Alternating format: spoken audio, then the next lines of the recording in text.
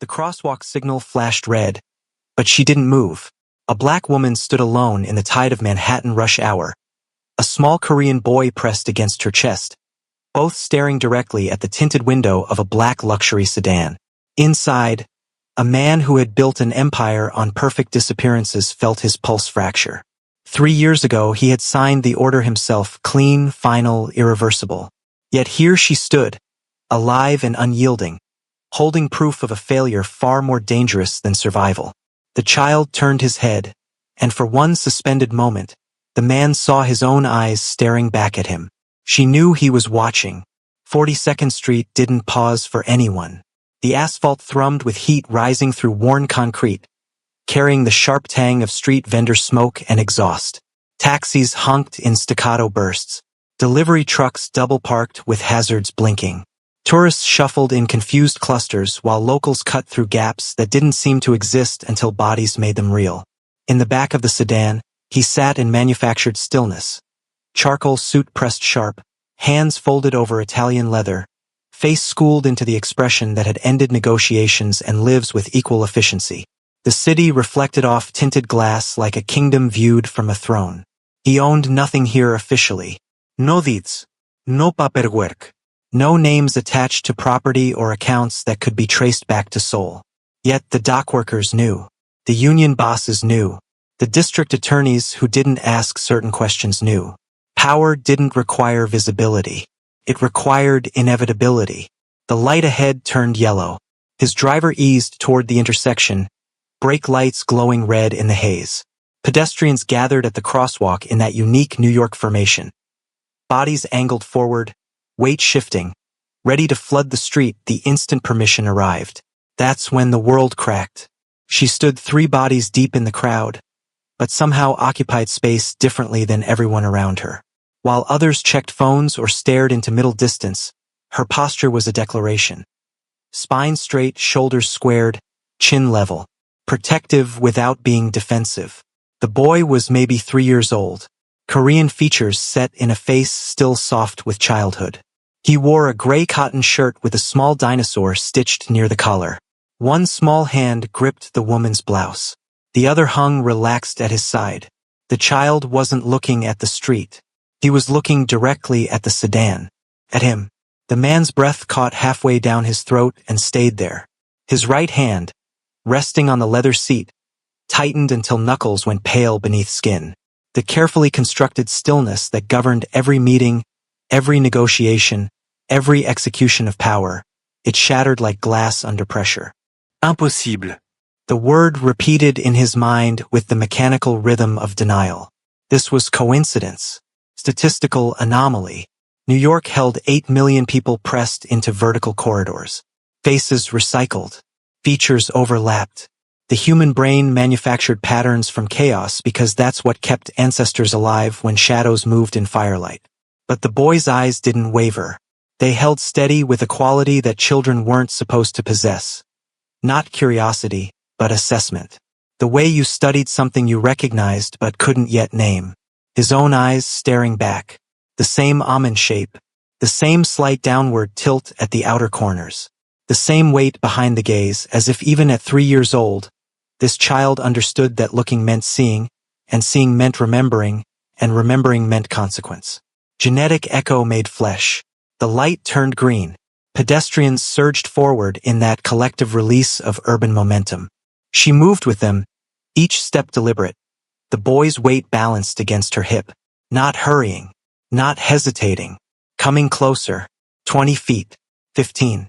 Close enough now that he could see details that should have been impossible to remember but rose anyway from places memory wasn't supposed to reach. The exact angle of her jaw. The way she held tension in her shoulders without broadcasting fear. The intelligence in her eyes that he'd once mistaken for compliance. Jasmine Brooks. The woman erased 3 years ago on a Tuesday afternoon with a phone call that lasted 47 seconds. Standing alive in Manhattan sunlight. Holding his son. His driver glanced in the rearview mirror, catching something in his boss's expression that made words die before forming. In 20 years of service, he'd learned the hierarchy of silence. Some quiet meant patience. Some meant calculation. This silence felt like free fall. The boy shifted in her arms, turning his head to look up at her face. His lips moved.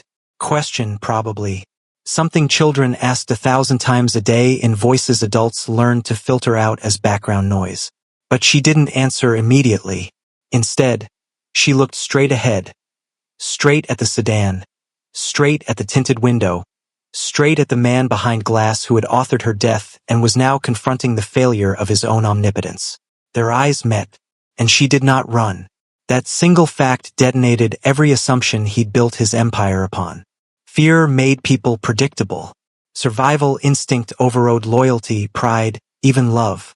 You could engineer behavior if you understood what people valued more than their own lives, then threatened to take it. But she stood still while chaos flowed around her. Pedestrians passed on both sides like water around stone. The crosswalk timer counted down in orange digits. Somewhere a siren wailed. A bicycle messenger shouted at a cab. She just stood there, 10 feet away now, close enough to see the boy's eyelashes, the small scar above his left eyebrow, the way his fingers gripped fabric like an anchor point in uncertain water, close enough to see her face fully, older than memory held it, carved leaner by whatever 3 years of survival had cost, but the eyes unchanged. Still that particular shade of brown that looked almost black in shadow but caught gold in direct light. Still watching him with something worse than hatred or fear. Understanding. The man's hand moved to the door handle. He didn't remember deciding to move. Control was muscle memory, decision compressed into reflex. But this motion came from somewhere else entirely. Some part of himself he disciplined into submission decades ago when he learned that sentiment was a luxury men like him couldn't afford. His fingers closed around polished metal. And for the first time in 20 years, his head of security, standing on the curb 3 cars back, hesitated before reaching for the weapon concealed beneath his jacket, uncertain whether he was witnessing a threat that required intervention or something his training had no protocol for. A miracle, or a reckoning. The boy's eyes never left his face. That child had his eyes. No. The word left his mouth like a command that could reshape reality through sheer force of will. His driver's eyes flicked to the rearview mirror. Sir. He waved the question away without breaking his stare. The gesture was automatic silence enforced through muscle memory. Around him, his world had always bent to intention. Boardrooms cleared when he entered. Prosecutors reconsidered cases overnight. Men vanished between subway stops, and the city's indifference swallowed the absence whole. He had personally reviewed the Brooks file. Twice. Standard termination protocol, no spectacle, no message, just surgical removal of a complication. The lieutenant assigned was reliable. Former ROK military. 15 confirmed completions without incident. The system worked because he trusted nothing to chance.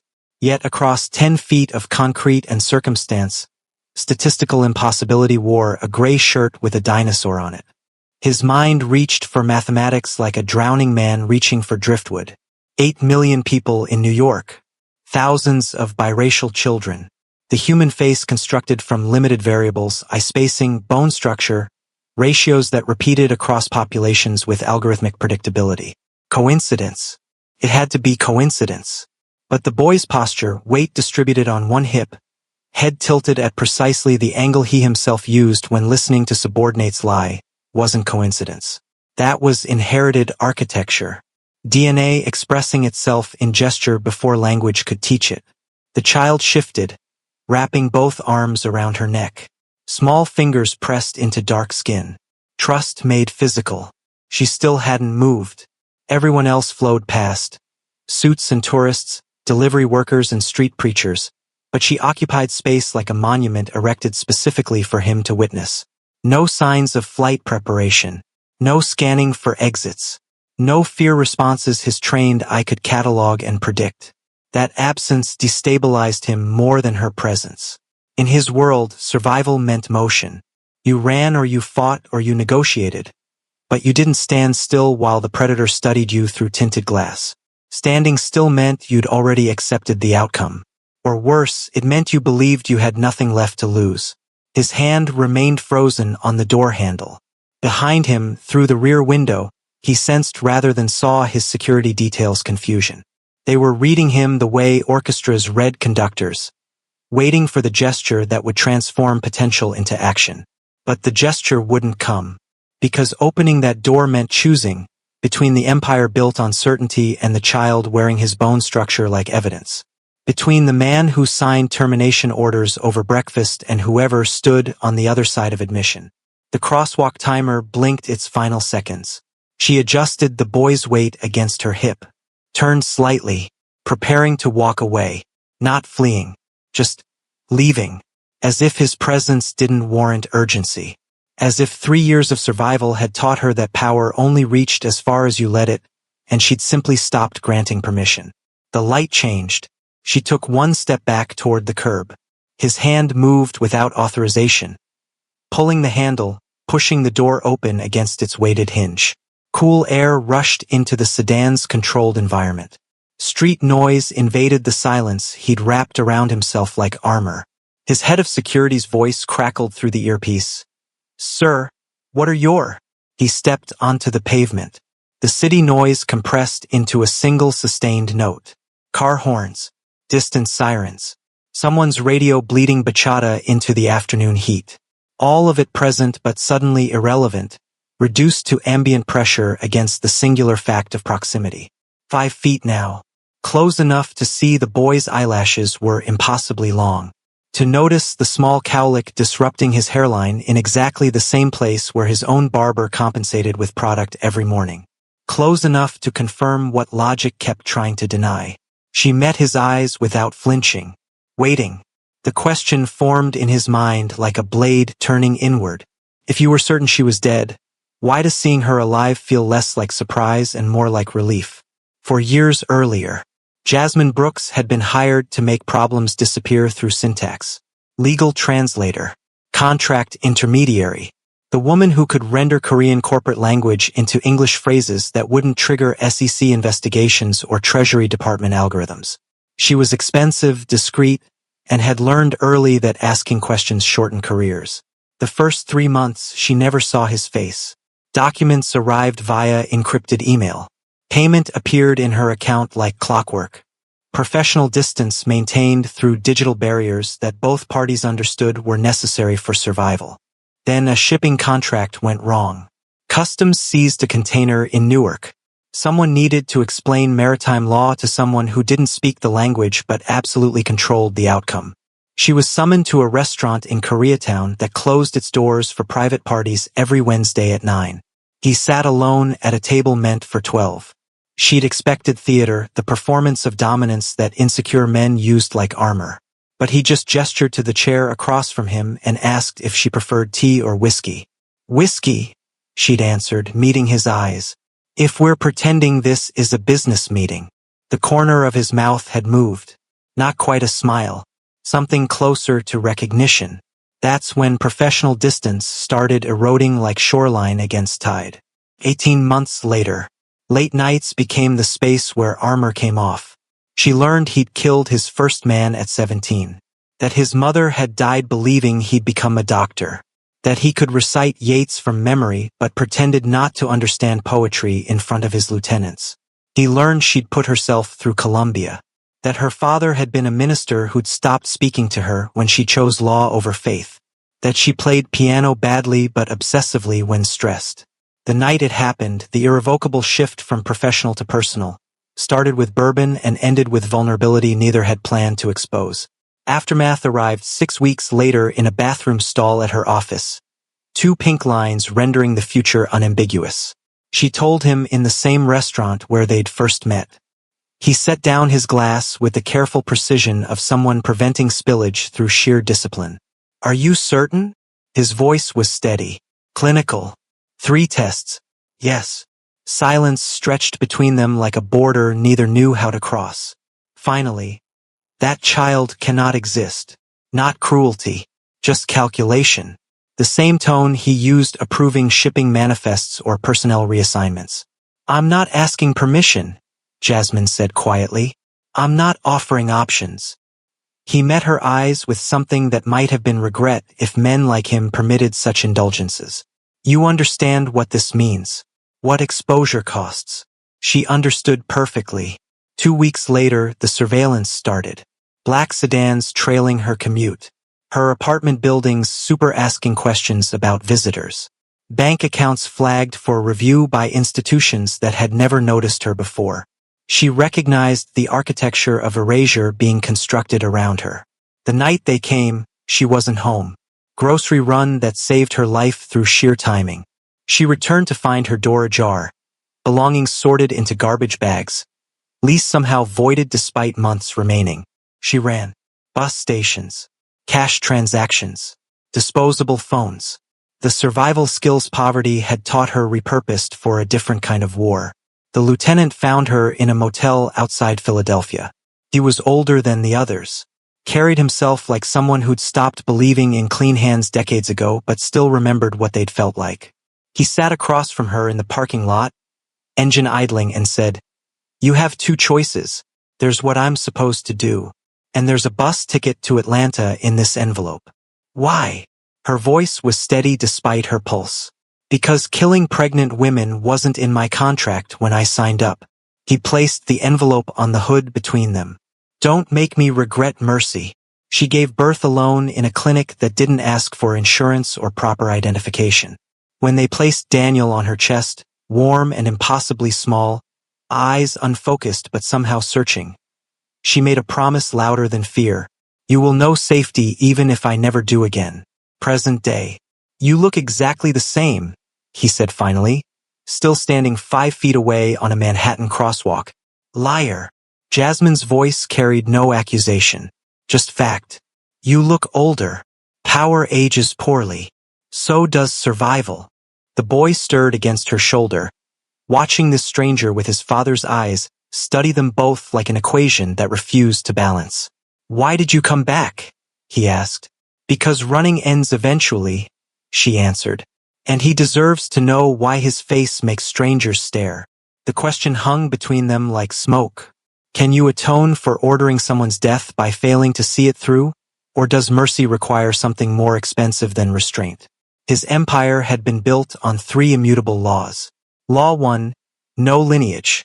Children were leverage waiting to be exploited. Hostages born with your face. Weakness advertised through biology. The old bosses had learned this the hard way. Sons kidnapped, daughters married off to rival factions, bloodlines turned into negotiating chips. He'd watched his own mentor buried beside the grandson who'd been returned in pieces. So he'd forbidden it. No families. No heirs. The organization would outlive individuals through structure, not succession. Law 2. No sentiment.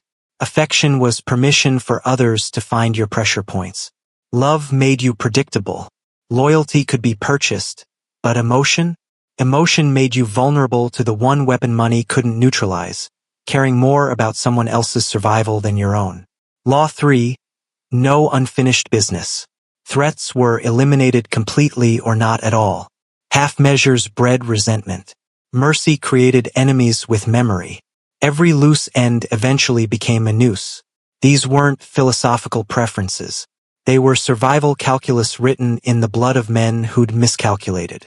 And every single law had just shattered against the reality of a 3-year-old boy wearing his bone structure like testimony. The system had failed. Not spectacularly. Not through betrayal or incompetence. It had failed through the quiet rebellion of one aging lieutenant who'd decided some orders contradicted whatever remained of his soul. Standing here now, Manhattan afternoon pressing heat against his suit, Jasmine watching him with eyes that had learned to measure danger without flinching. He felt the architecture of certainty collapse inward. Fear arrived first. Not of exposure, though that was coming. Not of rivals smelling weakness, though they would. Fear that the relief flooding through him was louder than the panic. She was alive. The thought he'd disciplined into silence for 3 years suddenly inescapable. I didn't want her dead. Ordering it had been easy. Abstraction made everything easy. Sign the authorization. Make the call. 47 seconds of conversation that translated intent into action while maintaining the necessary distance between decision and consequence. He'd done it dozens of times. The accountant who'd noticed irregular transfers and started asking questions his curiosity couldn't survive. The dock supervisor who'd tried leveraging what he knew into a percentage that wasn't negotiable. The prosecutor's assistant who'd gotten too close to connecting names that needed to remain separate. All necessary. All clean. All permanent. But their faces visited him in the hour before dawn when sleep thinned and discipline faltered. Not guilt exactly, guilt implied regret, and regret implied alternatives he genuinely considered. No, what visited was something colder. The arithmetic of survival.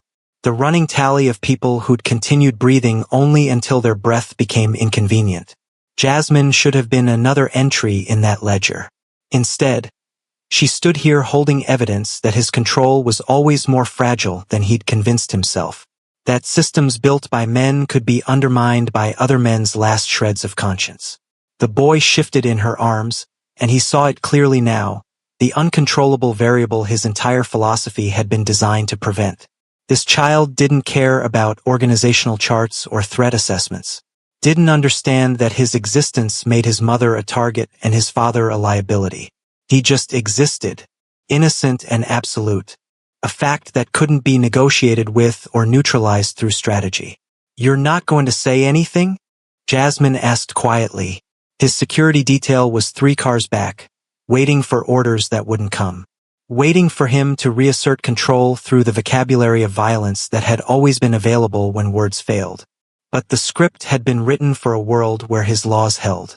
Where sentiment didn't compromise judgment. Where lineage didn't create vulnerabilities. Where business stayed unfinished only through oversight, never through mercy. That world had ended the moment a lieutenant chose compassion over compliance.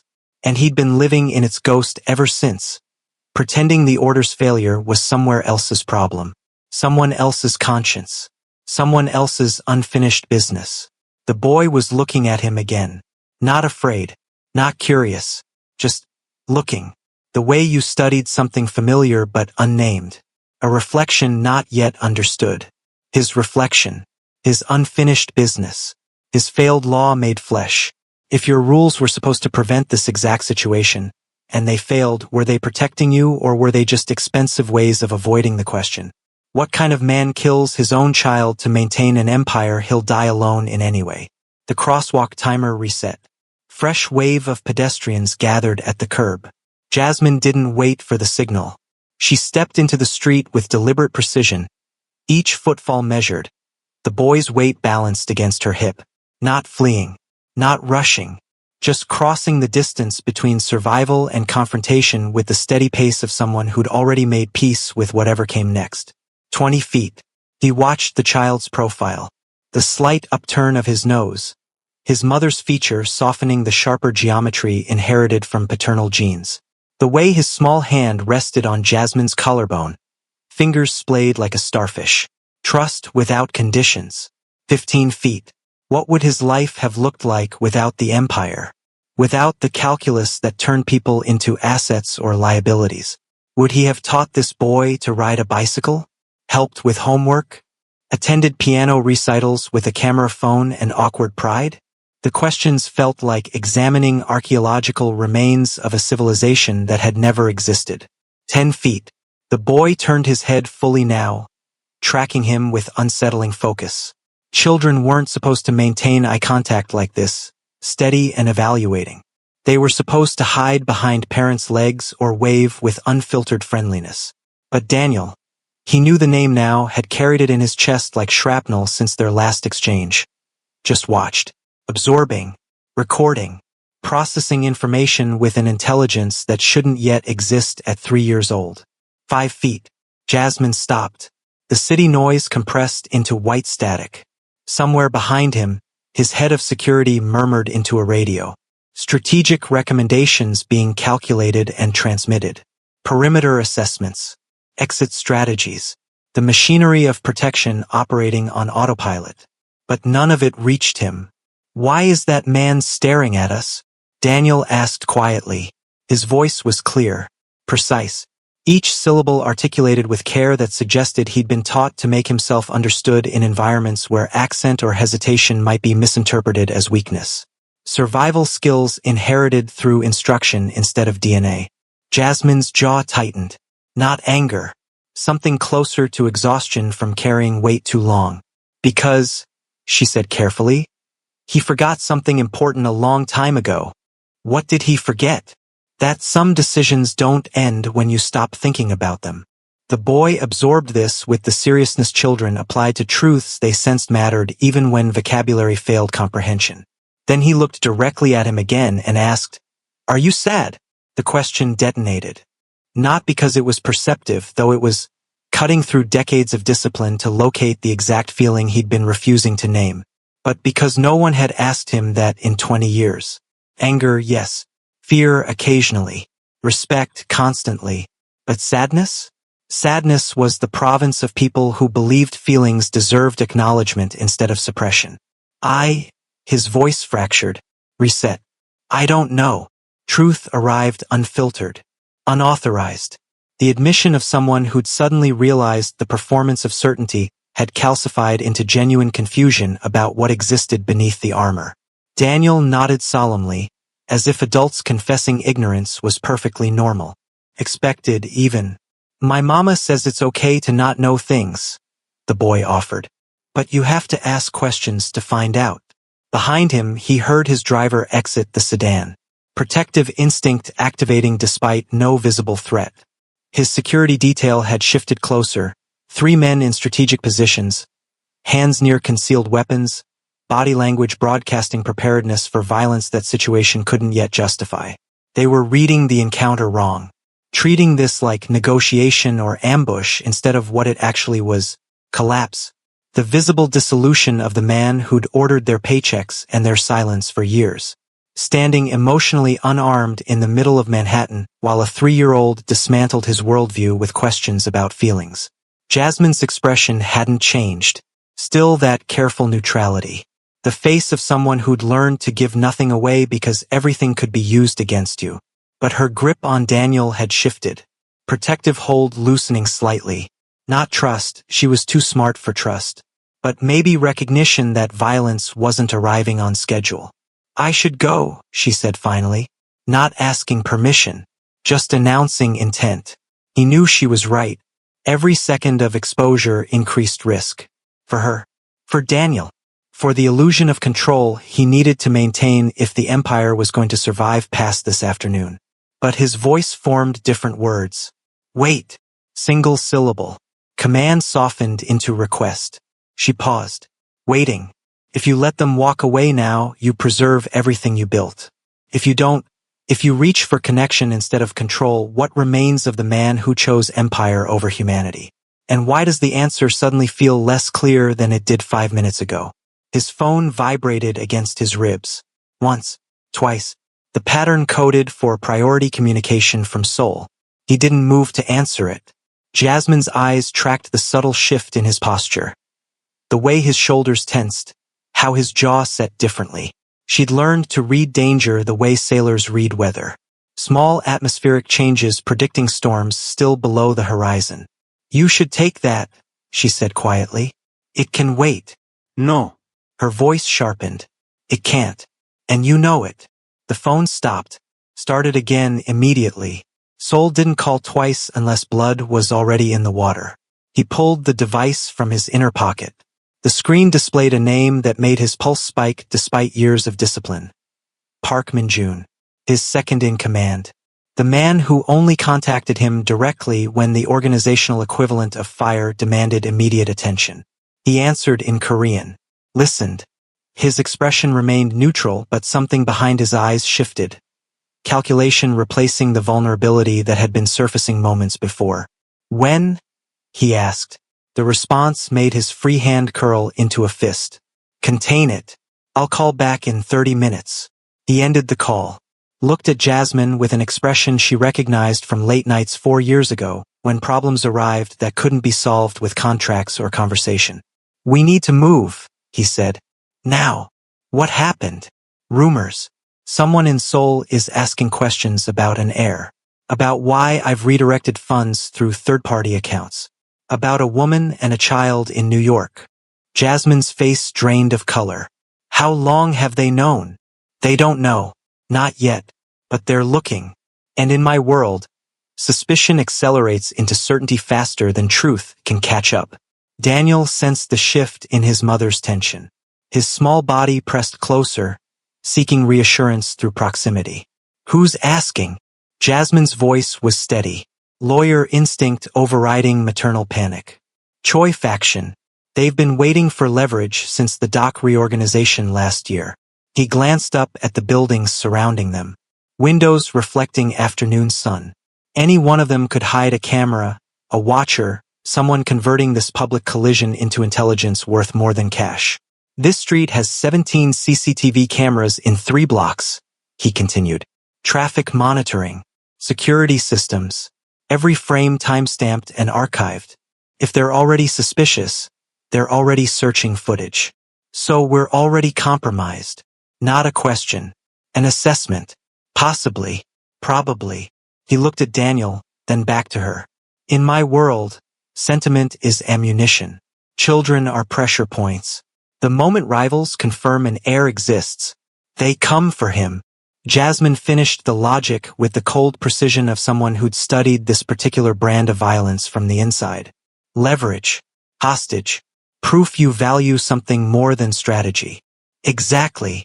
His security detail had closed ranks now, forming a loose perimeter. Pedestrians navigated around them without conscious thought.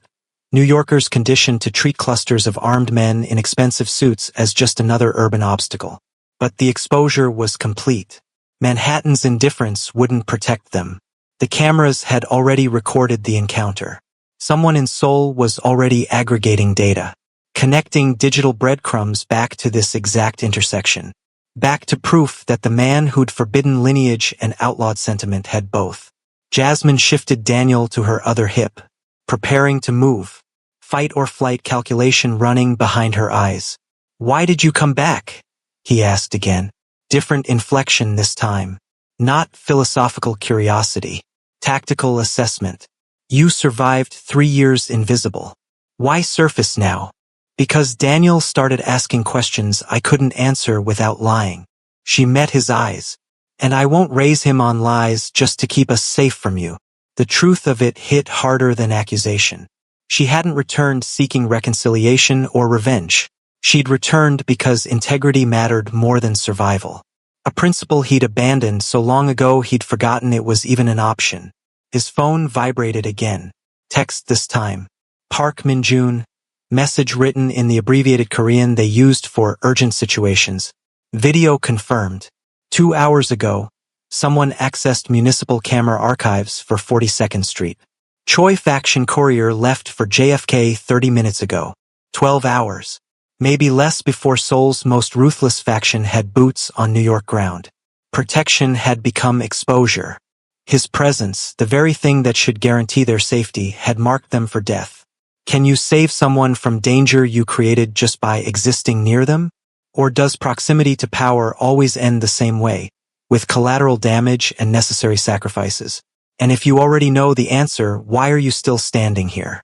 The calculation was simple. 1 phone call, 47 seconds. He'd done it before. His head of security stood 15 feet away, hand resting near his concealed weapon, waiting for the signal that would transform situation into solution. Clean. Permanent. Irreversible. Jasmine and Daniel could disappear into the infrastructure of New York's unnamed dead. The kind of violence that generated brief news cycles before being absorbed into the city's background radiation of tragedy. Wrong place. Wrong time. No suspects. Case filed under the weight of more urgent crimes. His empire would remain intact. The Choi faction would find nothing. No heir, no weakness, no leverage. Just rumors that evaporated under scrutiny. All it required was decisiveness, the quality that had built everything he controlled. He looked at Daniel, at the boy who'd inherited his eyes and his mother's courage, at the small hand gripping Jasmine's shirt like an anchor in uncertain waters. He could see it clearly now, the exact sequence of orders, the precise timeline, body disposal logistics mapped against tidal patterns and waste management schedules. Evidence elimination protocols refined through repetition. The empire demanded this. Survival required it. Every predecessor who'd chosen sentiment over strategy had ended the same way, buried beside the loved ones their weakness had endangered. His phone was already in his hand. Park Min-jun's contact information displayed. One call. 47 seconds. Daniel was still watching him. Not with fear. With that same unnerving calm. As if he already understood that adults made terrible choices and children just had to survive them. "Are you going to hurt my mama?" the boy asked quietly. The question detonated in the space between calculation and conscience. His voice failed. Reset. "No." "Promise." Such a child's word. Promise. As if verbal contracts meant anything in a world built on betrayal and expedient truth. But Daniel waited. Serious. Expectant. And something ancient and unused shifted in his chest. Some part of himself he'd disciplined into submission decades ago when he learned that honor was expensive and survival was cheap. He lowered himself to one knee. His security detail froze. Confusion broadcasting across micro-expressions they couldn't quite suppress. Their boss didn't kneel. Not for subordinates. Not for rivals. Not for anyone. But he knelt now. Eye level with a 3-year-old whose existence violated every principle his empire was built upon. "I promise," he said clearly. "I won't hurt your mother." Daniel studied him with that unsettling focus. Then nodded, satisfied by some criteria adults couldn't understand. "What's your name?" the boy asked. The question wasn't innocent. Names had power.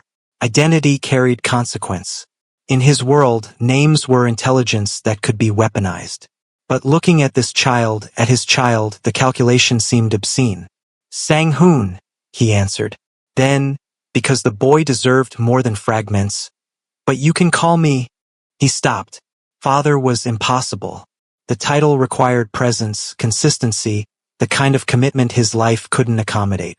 "Whatever your mother tells you is appropriate. She calls you the man who made choices he regrets." Daniel offered with the brutal honesty of children who repeated adult conversations they'd overheard. The accuracy stung worse than accusation. "She's right." He looked up at Jasmine, at the woman who'd survived his decision to erase her and had somehow raised this perceptive, unervingly calm child alone.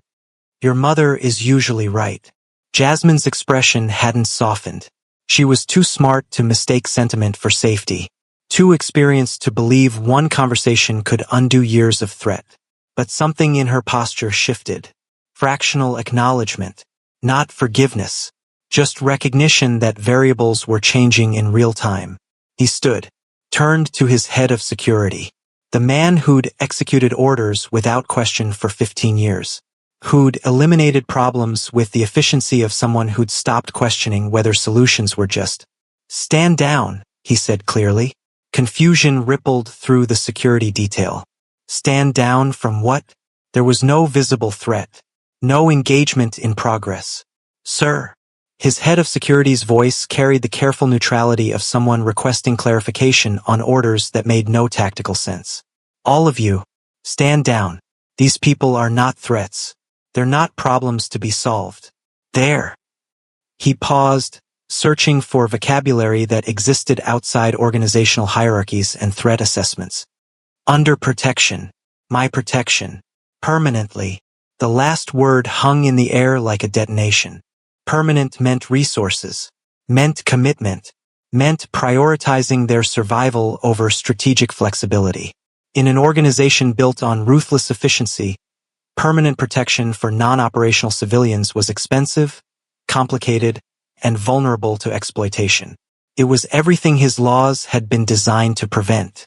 His second phone, the encrypted line only his inner circle possessed, vibrated. Park Min-jun again. Urgent. Demanding decisions that would determine whether the empire survived past sunset. He silenced it without looking. Chose the child over the kingdom. Once you make a choice you can't undo, when the empire fractures and rivals advance, when protection becomes the most expensive thing you've ever purchased, will you look at this child's face and believe it was worth the cost? Or will you spend what remains of your life calculating the exact moment everything you built began its collapse? 3 days later, the empire began hemorrhaging at midnight. Sang-hoon sat in a corporate office 20 floors above Manhattan, watching red indicators proliferate across the tablet, displaying his organizational structure. Each marker represented a severed connection, a territory ceded, an asset liquidated before rivals could seize it. Controlled demolition looked identical to collapse from the outside. Park Min-joon stood by the window, silhouette against the city lights, reading from encrypted reports with the flat effect of someone delivering terminal diagnoses. Busan shipping routes transferred to neutral intermediaries. Loss: 40% operational revenue from Southern Corridor. He swiped to the next screen. Real estate holdings in Gangnam sold below market to prevent Choi faction seizure. Loss: 800 million won, plus strategic positioning. Sang-hoon listened without interruption. Numbers that would have triggered immediate counteraction a week ago now just accumulated like debt coming due. The Baltimore distribution network voted to operate independently. They're negotiating directly with suppliers now. Park's voice carried the careful neutrality of someone reporting mutiny. 3 lieutenants in Seoul have requested temporary reassignment to other organizations. Translation: rats abandoning a ship they believed was sinking. How many personnel total? Sang-hoon asked. 47 defections. Another 120 operating under provisional loyalty pending resolution of the situation. The situation. Careful language for the fact that their boss had chosen protection of a woman and child over organizational integrity. Choi's people landed at JFK 6 hours after the crosswalk encounter. Currently surveilling from a distance, waiting to see if you'll eliminate the vulnerability yourself. Park turned from the window. They're betting you will. That this is temporary sentiment that will self-correct once strategic reality asserts itself. And if it doesn't, then they move from observation to action. A child is easier to eliminate than a fortified adult. Sends the same message about your weakness while requiring less resources. The calculation was sound. Ruthless but sound. Park pulled up another file. This one made Sang-hoon's stomach tighten. The lieutenant. The one who didn't complete the Brooks termination. Park's voice went quieter. He knows he's the reason this situation exists. Choi faction found him 2 days ago, made him an offer, testify about the failed order in exchange for protection. What did he say? He said he'd already made his choice 3 years ago, and wasn't interested in changing it now. Sang-hoon closed his eyes, knowing what came next. They executed him this morning. Seoul Warehouse District. Left the body visible as a message about the cost of mercy in our business. The man who'd saved Jasmine and Daniel, who'd chosen conscience over compliance, was dead because Sang-hoon's moment of vulnerability had exposed him. Another name for the ledger. Another debt that couldn't be repaid. I need you to do something, Sang-hoon said finally. Park waited. Relocate them. Jasmine and Daniel. Full protection detail. New identities. Taifa level security. That's expensive. Complicated. It broadcasts exactly the weakness Choi is looking for. I don't care. Sir. Park's professional neutrality cracked slightly. The organization is fracturing. Revenue is down 40%. Territorial control is eroding. If you divert resources to protect civilians who aren't operational assets, then we become smaller. Sang-hoon met his second's eyes. We accept diminished power in exchange for something more expensive than dominance. What's more expensive than dominance? Living with yourself afterward. Park absorbed this. 20 years of service. Hundreds of operations. Countless decisions made in service of growth, expansion, control. Now his boss was choosing contraction. Deliberately. The men won't understand, Park said quietly. I know. They'll see it as weakness. Let them. Choi will advance. Others will follow. Within 6 months, we'll control half of what we did last week. Yes. Park set down the tablet. I need to know, is this permanent? Or are we waiting for you to come to your senses? The question was fair. Brutal but fair. Sang-hoon thought about Daniel's face. About the boy asking if he was sad. About Jasmine standing in that crosswalk, refusing to run, teaching her son that some truths mattered more than safety. Permanent, he said. Park nodded slowly. Not agreement. Just acknowledgement that orders had been received and understood. Then I'll start dismantling what we can't defend and fortifying what remains. He paused at the door. For what it's worth, the lieutenant. Before they killed him, he told choice people he'd make the same choice again. That some orders deserved to fail. The door closed. Sang-hoon sat alone, watching his empire contract in real time, and wondered, when you trade dominance for decency, when the throne shrinks and the kingdom fractures, when protection costs everything you spent decades building, is redemption measured by what you're willing to lose, or by whether you can survive becoming the smaller man you should have been all along? 2 weeks later, the apartment overlooking the Hudson was too quiet. Sang-hoon had purchased it through intermediaries, 1,200 square feet of neutrality with reinforced doors and sightlines his security team had approved. Temporary sanctuary while permanent arrangements were finalized. Daniel slept in the bedroom. Jasmine sat on the sofa near the window, coffee cooling in her hands, watching the river reflect city lights like scattered diamonds. He stood near the kitchen counter, neither sitting nor leaving, occupying space without claiming it. They'd barely spoken since the relocation. Logistics had filled the silence, new documents, security protocols, the machinery of erasure and reconstruction. His people were efficient. Within 72 hours, Jasmine Brooks and Daniel had ceased to exist on paper. New names, new history, new life purchased at the cost of the old empire. But the quiet between them carried weight that logistics couldn't address. You ordered my death, Jasmine said finally. Not a question. Just truth spoken plainly into the space that had been avoiding it. Sang-hoon didn't move. I did. Not arrest. Not deportation. Not relocation. Her voice remained steady. Lawyer precision applied to facts that should have destabilized her. Death. Permanent érasure. Yes. She set down the coffee cup, turned to face him fully. No fear in her expression. Just the terrible clarity of someone who'd survived long enough to demand honesty. Why? Because the child threatened everything I'd built. He met her eyes. No deflexión. No justificación. Because sentiment was weakness and you represented both. Because I thought eliminating the problem was simpler than confronting what it meant. What did it mean? That I'd made a mistake. The words felt foreign. Admission without strategy. That I'd let someone close enough to matter.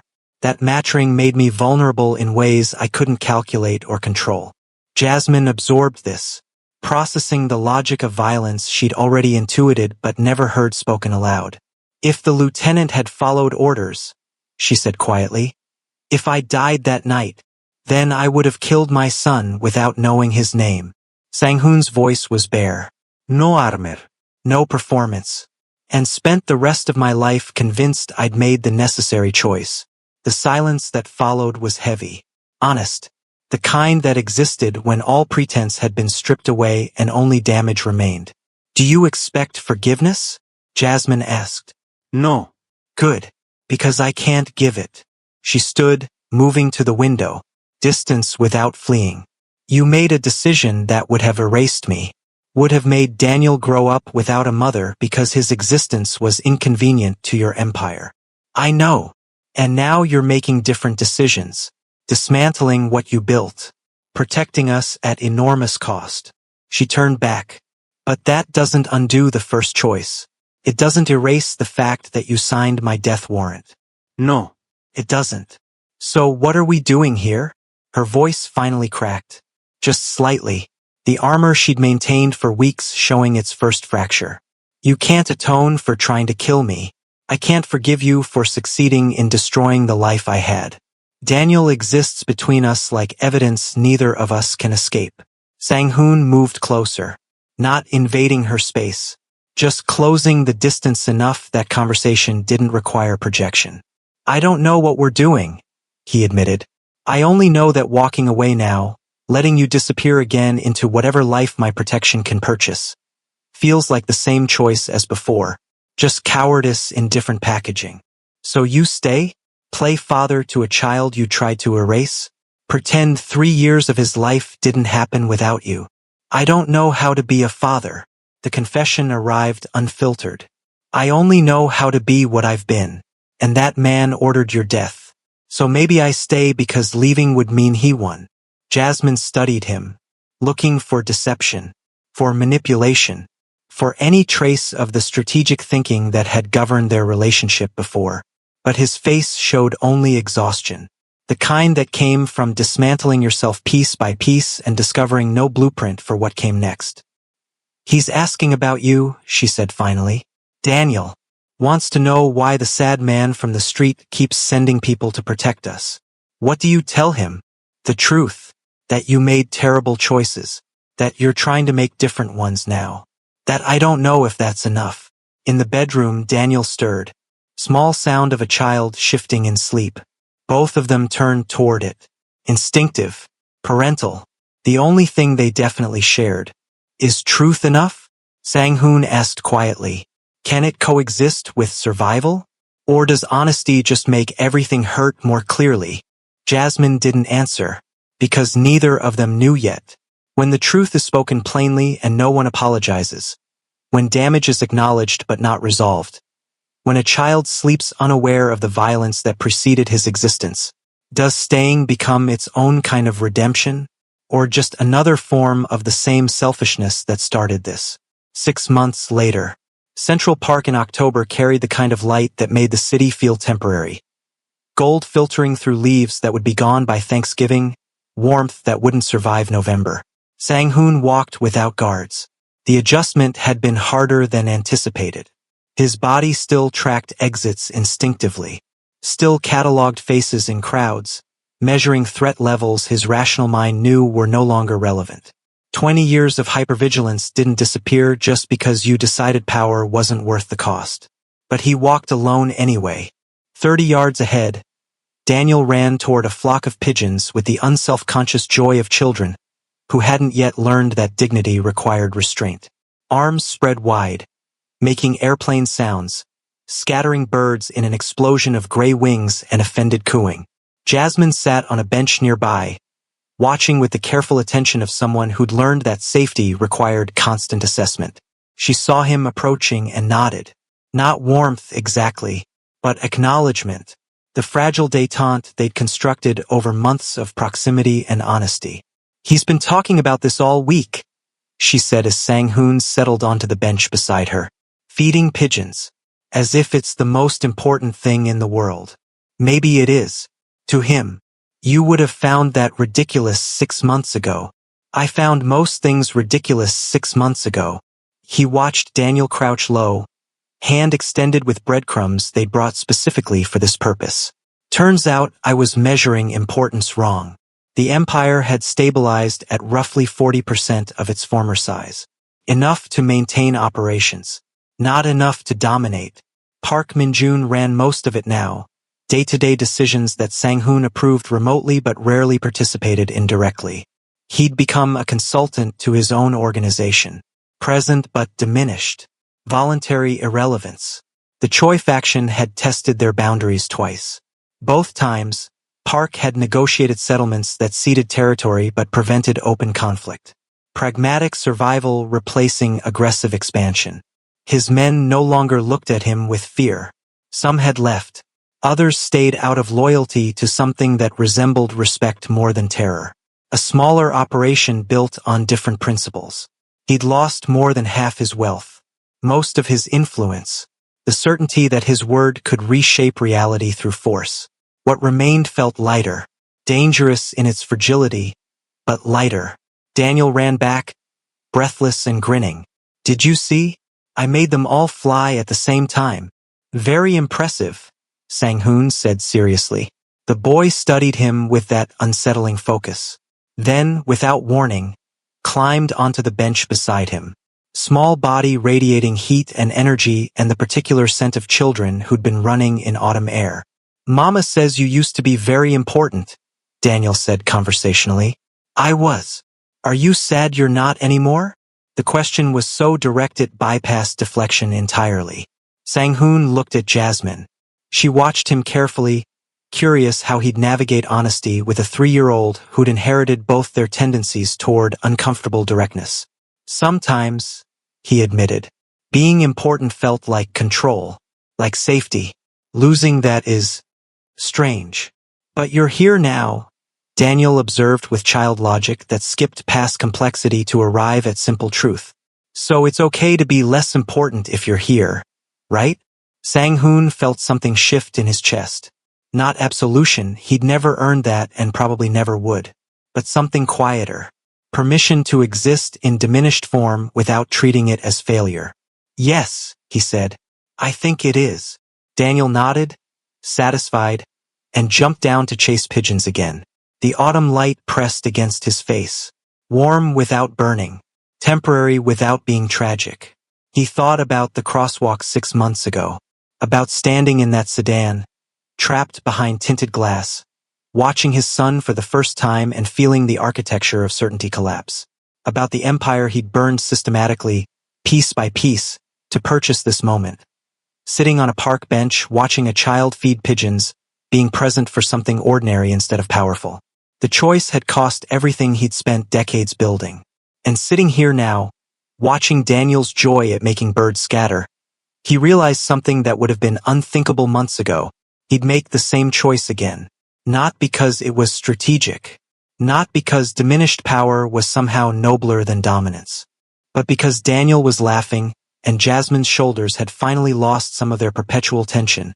And for the first time in 20 years, he wasn't measuring the afternoon against what it cost to maintain. He was just here, a man in a park, watching his son discover that pigeons were easily startled and always came back. Ordinary, smaller, human, and learning slowly, expensively, without certainty of success, that maybe restraint was its own kind of power, the kind that didn't require anyone else to kneel.